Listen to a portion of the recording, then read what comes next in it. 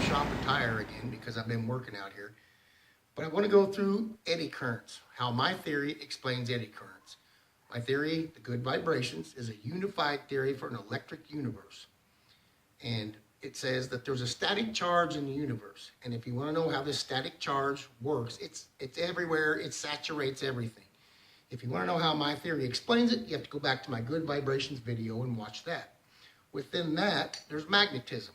And I have other videos up about magnetism. Most things collect this charge, or this charge is pushed to them, however you want to look at it, from the outside to the center. And each atom passes that on to the next one to the center. That's called the law of conservation of energy. The electron function is what I call it, what people, the modern science calls the electron. It's why it's not a particle. It's the static charge coming in at different locations to each atom. But each atom passes it to the next one. That is the law of conservation of energy. A magnet accelerates that coming in because it's not going all the way around to the center. It's going from the south pole through the center and terminating on the north pole. So that means it's going one way, which is a farther distance than if it had to come in from all sides to the center this way, from here, in. It's going all along there to do this. So the north side isn't needed. It's already fed from the south side, so the north side bounces around to help the south side. That is your magnetic field. And I showed in my other videos how that's rotating. It's always rotating, just like the electron functions of every atom is the illusion that there's an electron orbiting. The orbiting is just the rotation of the static charge hitting different protons at different times, or different quarks within the protons at different times to hold itself together. This accelerates that entire operation, and that's why it rotates the magnetic field of a magnet. So we know it sticks to steel. Anything ferromagnetic lets that alignment happen, and it just lets it go right through it, and it has no problem, right? Holds it there. It's nothing mystical or magical, and I'm going to show you that. But when you get to paramagnetic material like aluminum, copper, silver, or gold, Faraday's law shows that as you bring a magnetic field in or move it along, you get eddy currents. But the magnetic field, the rotation, the acceleration of both the acceleration and the rotation have to be moving, because once it stops, it gets stagnant. The aluminum obeys. But anytime this is moving, the aluminum does not obey. It don't pull to it. The bolt obeys, but you can see it obeying when it starts pulling from a distance. It says, I will obey. Paramagnetic materials do not obey. That's why you get eddy currents. It's that resistance. It's the denial. It does not want to do it. So my point is, it's not fifth dimension. It's not standing waves. It's not multiple universes that cause this or eddy currents to happen. It's acceleration. It's accelerating in a rotation. It's so fast it doesn't make this bolt spin.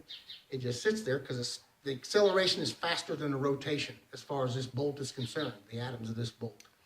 So I want to make sure people understand that's how it works. It's nothing mystical or magical, anything super special. It's not purple unicorns. Okay, so let's get back to purple unicorns. Apparently, anything of steel, steel or natural magnets or neodymium is made of purple unicorns. In other words, when you shoot an electric current through them, or you hit them with an electromagnetic field before they're magnetized, that's what magnetizes these purple unicorns that they're made of, steel, and that's why they stick. And the reason they stick is because once you hit it with an electric current or a magnetic field, this is my microwave oven transformer with the top off of it and just a primary coil. I'm going to show you that in a second. The purple unicorns begin to fart, and the farts are the magnetic field, unless you look at my theory. See, it's farting. It's picking that up. And it's farting and picking that up. So this is a bunch of purple unicorns that have been made to fart. That's what a magnet does, right? And steel and everything is made of purple unicorns, except this one is not farting yet. See, it won't pick none of that up. It won't pick it up. But if I shoot an electromagnetic field with this transformer through it, which I've done this on other experiments on my microwave transformer, just plugged into the wall here. I got a switch, watch. Oh my God, it's farting now. I've caused the purple unicorns of this to fart. Now these ain't farting because they won't pick that up. This will, and it'll pick that up, but they don't attract to each other. So I have took an electromagnetic field, or I could use an electric current to make these purple unicorns fart. But I can also knock the farts right out of them. Oh, they're not farting anymore. The purple unicorns in here are not farting. Imagine that. I've knocked the farts right out of them. Let me make them fart again for you, real quick. It's farting again. And I showed this on my continuity, conduction, and magnetism video, that it's not purple unicorns, people. It's accelerations of gravity. I'm forcing gravity to go through this in one direction. And since it's looping, this is caught in the loop. It's caught in the loop. And this makes a loop, and it makes it so powerful, it makes this loop. It's not purple unicorns. And we'll move on. Okay, what I want to show here is kind of a comparison between people and magnets and materials. And the universe has a way of working things out to where it's almost all the same. Just people don't realize it. I've got a steel bar here, which is ferromagnetic. I've got a copper bar here, which is paramagnetic. And I've got a plastic tube here, which is non-magnetic or anti-magnetic. So let's say these are our friends. These are our relatives that we don't see all the time. And these are just people we pass on the street. And I'm going to compare this to electron functions and how the static charge works. It's like people. I choose my friends and I agree with my friends. I invite them over time after time because we agree. We get along. See what I mean? If I like this, like that, whatever, my friend says, I agree with that. And even if I change my mind or flip something around, they'll try to understand. And they'll say, well, I kind of understand. So that's the magnet with ferromagnetic. It says, I understand what you're doing. I will follow suit and give it and work with you. Now, when you get to paramagnetic, it doesn't quite do that, but you get eddy currents. And what that is kind of like when your in-laws come over, or when someone you invite to your house or someone comes over you don't agree with, you're not friends with, but you have to be around them. And when you're around them, there's a little conflict. So let me bring my aluminum in, paramagnetic, just like the copper. When you're around them, there's a conflict. As long as you two are sitting there not saying anything, there's no problem. But as soon as someone does something or says something, moving it, there's eddy currents. There's a problem. Like, I don't like that. I don't like that. But back here, your in-laws or whatever, once you pass and the eddy currents go back to normal gravity, they're like, I'm glad he's gone. And you're like, I'm glad I'm not around him anymore. You know, as long as you move. You're glad to be away from each other. You're good separate, but when you come together, there's a little bit of resistance, a little bit of you know, back and forth. And if you just sit there, you just don't say anything. Then when you start moving or talking, you have a little problem. That's what eddy currents are. Then we have our non-magnetic or non-conductive items like plastic and such. This is like meeting people on the street or walking past them. You don't know them, you might have eye contact, but they don't care what you're doing, you don't care what they're doing. There's no attraction, there's no eddy currents, there's no nothing. Just like meeting someone on the street. So I wanted to throw that in there, just to give you an idea of the three different materials. Ferromagnetic, agrees. Paramagnetic, has to be there, but it wants to agree, but it don't really feel that way. And anti or non-magnetic doesn't care. Couldn't care less. And we'll move on. I want to throw this in here real quick. You know, magnets are not radioactive. They're not nuclear. They're not, you know, there's no nuclear fusion going on here. And this is just a regular household magnet. These are neodymiums. And we're going to use these in some experiments, 1 inch, 3/4, a 1/2 inch, and a 1/4 inch. My point is, I couldn't buy these over the internet and have them shipped to me through UPS or the mail if there was something, destructive about them. Look at that, pulls of that. I can't even throw it off. So there's no purple unicorns, I'm telling you. And it's not radioactive, it's not nuclear. There's something going on here that nobody wants to admit. So I wanted to throw that in there. They're not nuclear, they're not radioactive. Magnets are doing what I'm telling you they're doing. And we'll move on. Okay, hopefully now you understand by now that there are no purple unicorns. And they're not farting. It's just accelerations of the static charge, which is what creates or makes gravity. That's what makes gravity, is the static charge holding atoms together. This just accelerates it because it's going through it in one way. Okay, Faraday's law says, and it's rotating. It's accelerating and rotating. Faraday's law says when you take a piece, anything that's paramagnetic, it's conductive. When you bring the magnet close to it or away from it, as long as that magnetic field rotation is moving towards it or away from it, you get eddy currents. But the eddy currents, when it goes in, the eddy currents rotate with the direction the magnet's rotating. But when you bring the magnet away, the eddy currents rotate opposite the rotation of the magnet. And it does it the same when the magnetic field's coming into, close to, or away from a paramagnetic material, or when it goes along it, close to it, along it. And they reverse directions depending on which way you're moving. But the magnet always rotates the same direction. And if you do this fast enough with several magnets, the eddy currents turn into electric currents if you have coils of wire. Now what I want to show you now is how my theory explains this, why Faraday's law is true and correct. This coil, let's say it's just natural gravity for a paramagnetic material. It's a rotation coming in, the static charge, and it may not even be rotating per se, not like a magnet, because a magnet's accelerating. So this is our natural gravity. And let's say this is the rotation and the acceleration of the magnet. See how it's twice as much? It's doubled. Like if you had the same size piece of this metal here, it would be like this, but the magnet would be like that because it's accelerating. And depending on which way you flip this, depends on which way the rotation goes. But this is just a demonstration with these rotating in one direction. We'll say the south of this. My point is, when you move the magnet in, the rotation of the eddy currents is like this. Let's say the magnet's rotating this way, like that. And as it comes into the paramagnetic material where natural gravity's holding it together, it pushes it away in the same way of rotation, same direction. So these are your eddy currents. The gravity's getting out of the way. It's held at bay because there's acceleration taking over the electron functions of your paramagnetic material. And it goes out. But since the magnets can't change direction, it still rotates in the same way, but gravity comes back in opposite to fill in.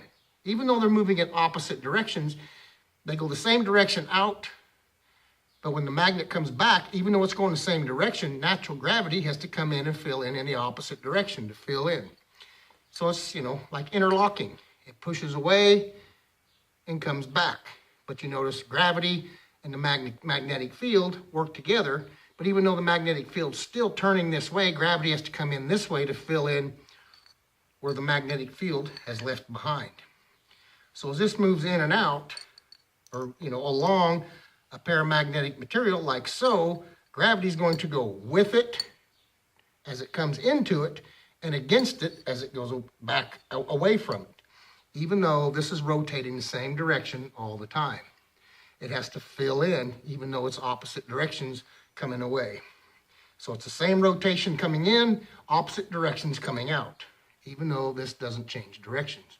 Only the gravity does. So I hope you get that. And we'll move on to another demonstration that shows this a little more clearly. We'll do that now. Okay, what I have here is just a fine bristled brush in a vise, and the bristles move real easy. And what we're going to do is show Faraday's law again. I'm going to show a different demonstration so you can see how my theory shows why it works the way it does. If you bring, and we know that according to my theory, the magnet's accelerating gravity in one direction, and that's what creates the magnetic field, the diversion of the north and the input south. But it's rotating. And if you saw my magnetism video of why it does it, shows why a magnet does what it does.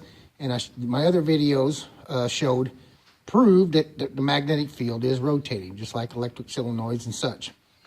Anyway, Faraday's law states that when you bring a magnet close to and away from a paramagnetic material, as you come in close, the eddy currents rotate with the magnet when it's coming towards it. And then when you bring it away, the eddy currents rotate opposite. And just like I showed with the copper coil wires in this piece of aluminum a while ago, it's the same thing, but this demonstration is going to show you a little more how it actually works. And it works the same when you move it along it. It's making eddy currents right now. But the eddy currents in front of the magnet will rotate with it, the direction it's going. But back behind it, they rotate the opposite direction, whether you're doing this or this. With it, opposite. And then in front of it's with it, behind it's opposite. The eddy currents rotate opposite when the magnetic field's leaving, and they rotate with it when it's coming into it, whether it's this way or that way. Okay, so these bristles are the atoms and molecules of our paramagnetic material: aluminum, copper, silver, gold, whatever. Now, I've got a piece of glass here. It's got tape on it so I don't get cut. This glass is going to represent our magnetic field. Now, depending on which end of the magnet, south or north, or my magnetic field here, which direction I point the magnet towards it will depend on which way it rotates. So let's say we're going in with the south, and let's say it's rotating this way, okay? I can't keep rotating in one direction. Sorry about the reflection. So let's say it's rotating that way. So let's say when you come in with the magnet to our paramagnetic material, the bristles, when I come in as it rotates, see how it pushes them where it wants them to go? And then when I stop, they stop bending. So the only time you get eddy currents is when the bristles are actually bending. But if I keep rotating in the same direction as I come away, you notice how the bristles bounce back opposite the direction this was twisting. I'll do it again. It comes in, twists them this way, they stop, eddy current stop. And when I come away, even though I'm rotating in the same direction, the bristles are going to go opposite, and then you get the eddy currents in the opposite direction, rotating the same way and coming up. And if you notice, the bristles go opposite the direction this forced them to go. With it, up against it, even though I'm rotating in the same direction. Gravity's coming back and filling in, putting these back where they normally would be, even though this maintains the same direction of rotation. So I wanted to show that. Goes with it, eddy currents while they're moving, and against it, eddy currents while they're moving. And this happens when you're moving along too, not just coming in and out. When you move along, see how they twist back behind it and with it in front? They'll twist with it in front, and they sling back behind. That's why Faraday's law works. It's as magnet's accelerating gravity, the same thing that's holding this together. It's just the acceleration dominates the electron functions of the material, especially paramagnetic material. The eddy currents are the forcing of that in one direction, and they sling back even though this is rotating in the same direction. So I hope you get it. That's why that does that. Rotates with it, and it slings back against it, even though this rotates the same direction, whether it be north or south. And we'll move on to another experiment that shows you how the gravity, the ether static charge, is saturating everything in the universe. And I'm going to show an experiment with that, kind of how eddy currents work. And it doesn't show the rotation, but you'll see what I'm talking about in this next experiment. And we'll move on to that. Okay, I've got a little slurry of mud here, and I have to work quick because it evaporates too quick. Think of the mud as the saturation. The static charge of the ether is saturating everywhere in the universe. Round atoms of mass, and that's what holds them together. They bring to it, that's what causes gravity. So think of this as the gravity holding our paramagnetic material together. It's just kind of there, coming into it, and it's relaxed and doing what it does. Now think of this fork, the prongs of this fork is our magnetic field. The prongs are the acceleration. Now in this experiment, I can't show the rotation, but I'm going to show you how when the acceleration comes in, the gravity kind of moves out of the way. Don't move out of the way, it lets the acceleration displace it, take over, displace.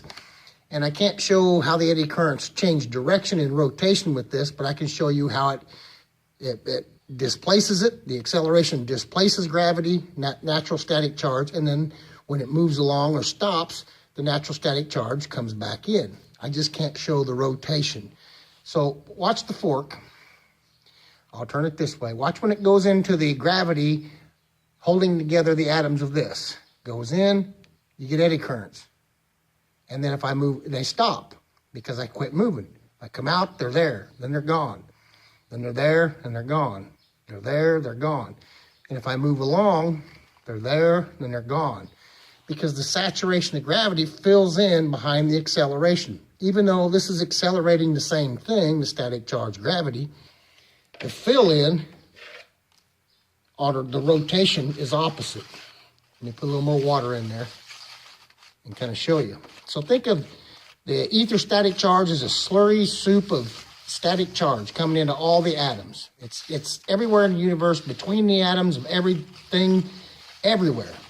And a magnetic field accelerates that same thing. But when that acceleration comes into, especially a paramagnetic material, it displaces it. Then it stops. Displacement, stop. You see behind it, displacement, I quit moving. Eddy current, stop. Displacement, stop. Displacement, stop. The static charge comes back in to fill in where the acceleration is no longer there. But wherever the acceleration is moving, it displaces it and causes eddy currents. Displacement, stop. Displacement, stop. Like I said, I can't rotate this to show you the exact way it works with the magnet, rotation, but this gives you an idea. The acceleration displaces gravity as long as it's moving. Because once it sits still near the paramagnetic material, it becomes kind of stagnant. Gravity just works with whatever the acceleration is doing. But when the acceleration moves into new atoms and leaves the old atoms, they change back. Gravity comes back in to fill in. So that's the point of this. That's how eddy currents work with natural gravity. If you see, coming in, coming out, coming in, coming out. They're there, they're gone. They're there, they're gone. But you see them when I move. And it's, different in front as it is behind. But in this demonstration, I can't show rotation, and I can't show them in front. I just show the ones behind. And they're not rotating. But you see my point. It's like the static charge of the ether is like a slurry. It's like a soup. We're all in it. Every atom in the universe is in it. It's all throughout the universe. It's just when you get acceleration from a magnet near a paramagnetic material, that is the result. Displacement, stop. Displacement, stop. And gravity says, okay, you can displace me. And then when you stop, I come back and we kind of find a middle ground. You're accelerating here and I'll stand back and wait. But they have that, interlocking. I'm accelerating and you just stand still. As soon as the acceleration leaves those atoms, gravity has to fill back in. And when the acceleration comes into atoms, gravity has to push back out. It's the same thing, except one's accelerating, the other one's not. And the only time you get this result is with paramagnetic material. So I hope this demonstration shows you a little bit of how the ether static charge is like a soup. We're all in, everything in the universe.